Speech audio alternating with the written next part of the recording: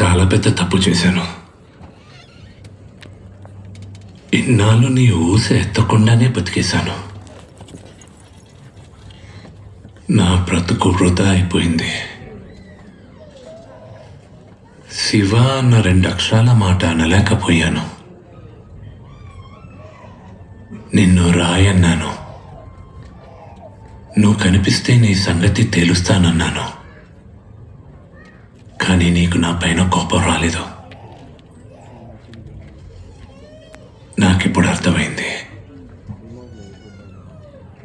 నా ఆటలో, నా పాటలో, నా వేటలో, నా గెలుపులో నాలో నువ్వే ఉన్నావని.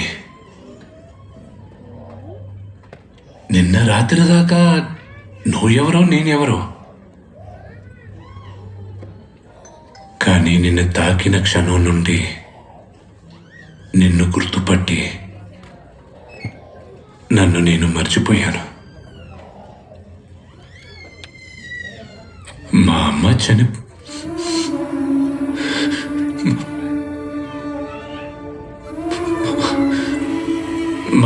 చనిపోయినప్పటి నుంచి ఉన్న బాధ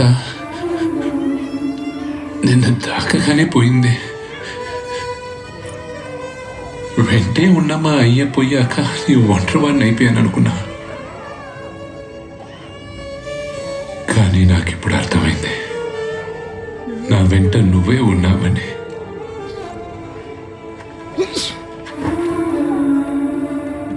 శివయ్య, నేను మళ్ళీ పుట్టినట్టుందయ్యా. ఎక్కడ చూసినా నువ్వే కనిపిస్తున్నావు.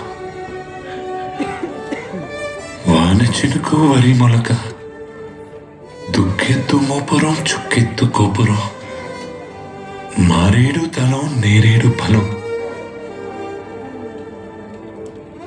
ఊపిరిచ్చే తిత్తి, ఆవు పాలు పొదుగు, అమ్మ ప్రేమస్థానం, ఆకాశం, భూగోళం అన్నీ లింగాకారంగానే కనిపిస్తున్నాయ్యా.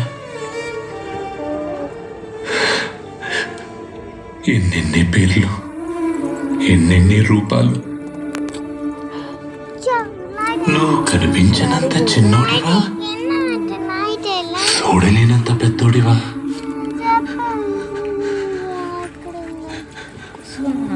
అనుభవిస్తే గాని బాధ, అనుభవంలోకి వస్తే గాని బతుకు తెలీదు.